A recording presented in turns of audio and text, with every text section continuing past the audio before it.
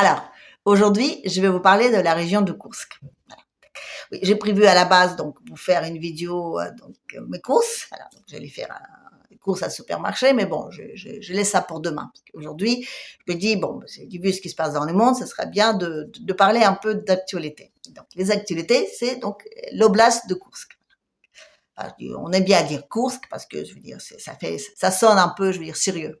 C'est comme si on dit on est vers Paris alors qu'on est juste aux alentours de Tiberville.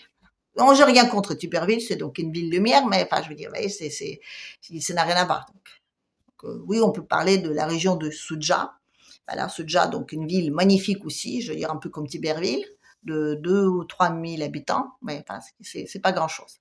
Et donc, d'expliquer que c'est là-bas, donc il y a le fameux robinet pour le gaz et tout ça, c'est vraiment, je veux dire, c'est essayer de trouver une quelconque raison, parce que je dis, d'autres raisons pour être là-bas, je vois pas. S'il y a des champignons, oui, c'est de super coins en champignons, mais à part ça, je dis vraiment, je vois pas. Et donc, déjà, quand les vaillants soldats ukrainiens ont traversé les frontières pour aller là-bas, ma première réaction, c'était de dire que c'était complètement, enfin, je cherche le mot donc poli, on va dire que c'est une énorme ennerie, voilà, c'est ça. C'est une énorme ennerie, parce que je dis là-bas il y a rien. Non, mais c'est des plateaux, des plateaux, des plateaux, des plateaux. Vous avez entendu parler de bataille de Koursk, la Seconde Guerre mondiale, hein, on va dire la guerre patriotique pour les Russes. Bah oui, c'était des chars. Donc c'était une grande bataille avec des chars. Donc les chars d'arrivée d'un côté, il y avait des chars de l'autre côté. Voilà. Donc, il y avait deux batailles donc décisives pendant la Seconde Guerre mondiale. Donc il y avait la bataille de Stalingrad et la bataille de Koursk. Et je répète encore une fois, Koursk, l'oblast de Koursk, c'est des grands plaines. C'est des patates aussi. Voilà, c'est important. Il y a des champignons et des patates. À part ça, il y a rien, rien, rien, rien. Donc aller là-bas, oui, donc d'accord, c'était le seul endroit où il n'y avait pas de défense. Tu te demandes pourquoi. Ah ben oui, parce que les Russes, ils sont tellement bêtes, il paraît qu'ils ont même pas pensé à mettre des défenses là. Et les Ukrainiens, ils sont tellement intelligents qu'ils ont dit, tiens, on a qu'à aller là où il n'y a aucune défense. Et les Russes, ils n'ont pas vu qu'il y avait des soldats là, prêts à rentrer. Non, non. Ils se sont dit, oh, ça doit être pour la Bélarussie. La Bélarussie aussi, donc un grand pays de patates. Là. Ils sont très, très forts en patates. Oui, effectivement, donc depuis que les autres ils sont à Kursk, en Russie, ben, il paraît que les patates, ils ont donc ça n'a rien changé. Non, non, non, ça n'a rien changé du tout. On a cru que peut-être éventuellement au début, donc il y aura des augmentations des prix des patates, mais non, ils se sont débrouillés, donc ça n'a pas changé grand-chose. Donc les récoltes de patates, elles étaient moins bonnes, mais bon, je veux dire, par la solidarité avec les autres régions, ils ont pu compenser. Donc je veux dire, même ça là, je veux dire, même ça là-dedans, il y avait aucune affaire. Il y a, ça sert strictement à rien, à part effectivement démilitariser l'Ukraine. C'est ce qu'il dit dès le début, Poutine. Il dit, moi, je veux démilitariser donc l'Ukraine et, si possible, l'OTAN. Et c'est exactement ce qu'il fait. Oui, bien sûr, en Occident, on dit non, non, non, l'Occident, ils vont prendre toute l'Ukraine, c'est le sanguinaire dictateur, tout ça et tout, parce qu'on n'écoute jamais ce qu'ils disent de Russes, voilà, et c'est dommage, parce que les Russes, vous voyez, comme ils ont très bien compris qu'on les écoute pas, du coup, ils disent, bah, on a qu'à dire la vérité, parce que de toute façon, personne ne va nous croire, et même quand on dit la vérité, ils vont dire, ah non, c'est trop facile, donc on va surtout penser qu'ils vont faire le contraire. Et du coup, ben, pour le monde entier, ils passent par des gentils, vous voyez, par ceux qui ne mentent jamais, tout ça, voilà. Non, je dis, il faut écouter des Russes, il faut écouter. Parce que parfois, ils disent, parfois, je dis tout le temps, souvent, systématiquement, ils disent la vérité. Donc, il faut les écouter. Et c'est leur astuce. Voilà. Il y a les autres, donc, l'Occident, ils ont choisi l'ambiguïté stratégique, et les Russes, ils ont dit, tiens, alors pour changer, on va dire donc la vérité. Alors, donc, ben, à Soudja, voilà, donc, grande ville lumière, ben, il n'y a rien, voilà. Il n'y a rien et il n'y a même pas de défense. Et quand je dis qu'il n'y a pas de défense, dès le début, donc déjà au mois d'août, j'ai dit, vous savez quoi, comme il n'y a pas de défense, ben, il y a nulle part où se cacher. Ça veut dire que les soldats, ils vont arriver donc sur cette fameuse plaine et il n'y a aucune défense. Donc, ils ne peuvent pas se planquer. Non, non, non, non, non, il n'y a pas de tranchée, il n'y a rien. Donc, ben, ils se font massacrer par des petits fables par-ci, par-là, par-là, par-là. Pouf, pouf, pouf, pouf. Les boyaux, les bras, les jambes, les billets, tout ça, dans tous les sens. Voilà. Et j'ai bien dit déjà à l'époque que vous allez voir, les Russes, ils vont les laisser rentrer, ils vont les arrêter à un certain moment, ils vont pas les laisser progresser, mais ils vont pas les laisser sortir. Ils vont les entourer et ils vont les bombarder. Voilà. Et c'est ça qui est embêtant aujourd'hui. Parce que bon, ben, les bombardes, d'accord, je dis à la limite, bon, c'est des grandes pertes, je dis aussi bien donc, je dis en militaire que donc en technique, mais là, vous voyez, là-bas, il fait froid. Donc, il fait froid, donc ils n'ont pas d'uniforme chaude là-bas, non, non, non. Ils sont arrivés donc avec leur petit uniforme d'été et ils sont mal, on va dire. Ils n'ont pas grand-chose à manger non plus. Voilà. Donc, parce qu'on ne les laisse pas ravitailler, tous ces petits soldats. Alors, qu'est-ce qu'ils font? Ben, ils se rendent, voilà. Ils se rendent et il se trouve qu'on commence à avoir beaucoup, beaucoup, beaucoup de soldats de l'OTAN. Pas des volontaires, non, non, non, non, des vrais soldats de l'OTAN. Il y a beaucoup de Polonais, il y a beaucoup, donc il y a des Romains, je crois, il y a des Allemands, voilà, des Anglais, je crois pas beaucoup, mais il y en a, voilà. Il y a des Français aussi. Enfin, tout ça, ce que je veux dire, c'est que c'est des soldats de l'OTAN, voilà. Ça veut dire que là, les Russes, ils peuvent mettre ça, je veux dire, comme preuve, vous voyez. Et ça, c'est embêtant, parce que quand il faudra parler donc de reconstruction là-bas, ben, les Russes, ils peuvent aussi présenter une petite note. Et ça, je dis, l'Europe, elle ne l'acceptera jamais, jamais, jamais, jamais, jamais, au grand jamais. Donc, qu'est-ce qu'il faut faire? Ben, il faut les éliminer. Donc, on va tirer donc sur la région de Kursk avec donc des missiles otaniens pour éliminer les soldats otaniens. Enfin, non, pardon, les Coréens. Donc, oui, on a toujours cette affaire de Coréens du Nord qui sont là-bas. Et donc, oui, bah, premièrement, donc c'est génial parce que donc ça prouve bien que donc si les Russes gagnent, c'est parce que donc il y a la Corée qui a envahi leurs soldats, voilà. Et puis après, donc ça donne aussi des raisons. C'est, je veux dire, on leur tire parce que je veux dire, parce que donc il y a ces soldats là-bas. Et si on trouve comme par hasard des soldats de l'OTAN, bah on dit oui, ben vous avez bien vos soldats de Corée du Nord. Voilà.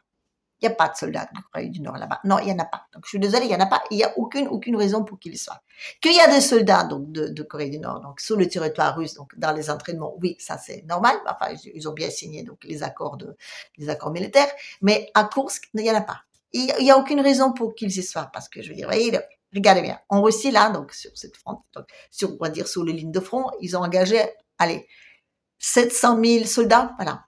Les Coréens, on dit qu'il y a 10 000. Non, mais je dis, vous pensez vraiment que 10 000, ça changerait quelque chose? Et par rapport à tous les problèmes que ça va causer, vous pensez vraiment que les Russes, ils ont besoin de ces 10 000 soldats là, sur le front?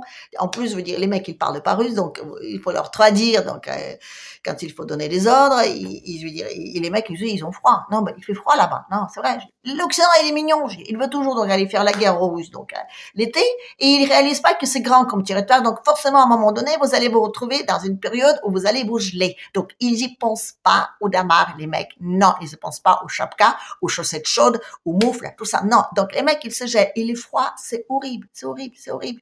Et déjà, je veux dire, à l'époque, donc, de la Seconde Guerre mondiale, les soldats allemands, donc, quand ils écrivaient donc, dans leur famille, ils écrivaient que le froid, c'était, je veux dire, si vous vous êtes blessé, donc, même légèrement sous le front, vous êtes un homme mort parce que je dis, vous gelez, vous êtes congelé direct. D'accord. Là maintenant, on se congèle pas, mais ça va venir. Ça va venir. Et ça, c'est dramatique. Donc, oui, c'est vrai, c'est dramatique. Et donc, les soldats se rendent, on peut pas leur en vouloir. Et étant donné qu'ils sont donc avec leurs papiers, leur grade et avec tout ce qui s'ensuit, et comme ils n'ont pas tellement envie de mourir, et comme on leur donne une assiette de soupe bien chaude, ben, ils dévoilent tout. Et ça, c'est très embêtant. Donc, moi, je pense que cette affaire de tirer là-bas, à part donc effectivement essayer enfin bref, j'en ai déjà parlé dans ma précédente vidéo, donc je ne vais pas en revenir. Mais ce que je veux dire, c'est que l'effet que ce soit course qu'il faut donc tirer, et pas autre part, en tout cas, ça, à mon avis, il faut quand même bien trouver une raison. Parce que je veux dire, pourquoi à Kursk, hein? Parce que je veux dire, Belgorod, par exemple. Belgorod, ben, c'est une ville frontière et on va dire depuis au moins 2 ans et demi, il est bombardé. Voilà. Il est bombardé, donc ça part des missiles, ça part les drones qui viennent de l'OTAN. Il s'est dérangé personne. Non, non, non, non, non. Pareil, donc à Chibikino, c'est la même chose. Donc, à Briansk, c'est pareil. Donc, je dis, ce sont des villes frontières qui se font bombarder, donc, je veux dire, depuis 2 ans et demi, systématiquement. Voilà. Et systématiquement, donc, des civils. Voilà. Les fameux bombardements donc sur la place de Sapin de Noël, je crois que c'était l'année dernière, où il y avait des mamans avec les petites poussettes qui se baladaient, donc c'était assez horrible. Vous voyez, déjà, c'était suffisant pour que Poutine riposte d'une façon assez forte. Voilà. Il a riposté. Il n'a pas riposté ni sur les mamans, ni sur les bébés. Voilà, comme ça. Donc là, ils ont tiré donc 6 missiles. 6 missiles à Tams, je crois. Voilà. Il y a donc 5 qui étaient abattus direct, donc il y en a un donc qui était, on va dire, touché, qu'il est tombé. Il y avait un incendie, l'incendie, il était tout de suite éteint. Donc, vous voyez, je veux dire, d'ici à Tams, c'est beaucoup, c'est beaucoup. C'est beaucoup pour l'Occident. Parce que je dis là, notre Mimi, donc le président français démocratiquement élu, il a promis en donner 10. D'abord, au début, il a promis 30, mais là, il a dit qu'il n'en donne que 10. Voilà. 10, 10 scalps. Vous voulez faire quoi avec? Non, ben, je veux dire, déjà, on peut dire qu'on les donne et mettre les sous-sous dans la poche, parce qu'après, on pourra toujours dire on les a envahis et les Russes les ont détruits, d'accord? C'est pour ça aussi que les Russes, ils disent systématiquement tout ce qu'ils détruisent, comme ça, je dis, du coup, ben, il faut faire des comptes. Qu'est-ce qu'on a donné, qu'est-ce qu'on a détruit, parce que sinon, je dis, c'est un peu trop facile. Mais en même temps, je veux dire, c'est ridicule, quoi. C'est ridicule, dit Scalp. Je ne sais pas combien va dans la Grande-Bretagne, la fameuse, là. Je ne sais pas, mais ça ne va pas être tellement plus. Donc, je veux dire, c'est ridicule cette affaire de bombarder la Russie. C'est ridicule. C'est vraiment, je veux dire, à mon avis, c'est plus une affaire d'éliminer ses propres soldats. Et je pèse bien mes mots en disant ça. Et surtout aussi pour, on va dire, pour peut-être créer une ambiance un peu explosive pour remotiver les soldats ukrainiens qui ont, hélas, aujourd'hui, n'ont pas envie de mourir. Voilà. C'est comme ça. Mais enfin, en même temps, c'est un peu humain. Voilà. Bref, donc, la région de Kursk, c'est dramatique, c'est dramatique, c'est dramatique. Je continue de dire toujours, comme je dis dès le début, que c'est un piège des Russes qui était bien tendu pour le temps. Voilà, on va dire ça comme ça même. On va arrêter de dire que c'est donc contre l'Ukraine que la Russie se bat sur, parce que c'est vraiment pas sérieux. Je veux dire, même les soldats aujourd'hui, c'est pas les soldats ukrainiens. Donc arrêtons de nous raconter, comment dire, des trucs complètement, je dirais. Bon, peut-être qu'en Occident on croit, mais les Russes ils y croient plus du tout, hein.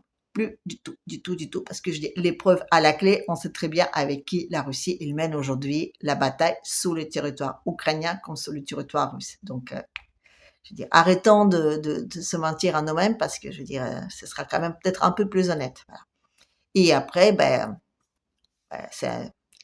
c'est triste, mais voilà, c'est comme ça. Et tous ceux qui continuent à dire que la Russie c'est un petit pays, donc elle n'a plus beaucoup d'ambition et que donc il a une toute petite armée et que bientôt donc il va s'épuiser et que tout ça, tout ça, tout ça, tout ça, enfin des trucs habituels, de blablabla de LCI, de BFM, vous savez quoi?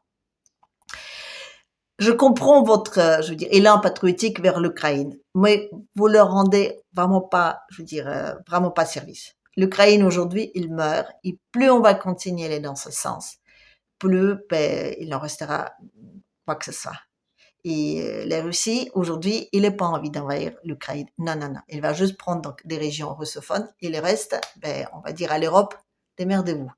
Et ça va coûter très, très, très cher. Donc, plus vite cette guerre s'arrête, plus on va dire, on va faire des économies. Même si aujourd'hui, je veux dire, qu'on fasse des économies ou pas, je dis, on a tellement mal que ça changera pas grand-chose. Mais enfin, allez, je vais m'arrêter là pour aujourd'hui et demain, je vais vous amener pour changer, faire des boutiques avec moi. Enfin, je veux dire, faire des courses. Voilà. On va aller acheter à manger et on va faire un petit aller-retour au Leroy Merlin. Comme ça. Non, quand même, je suis en Russie. Il faut quand même que j'en profite un peu pour vous montrer comment les Russes vivent. Voilà. Allez, à la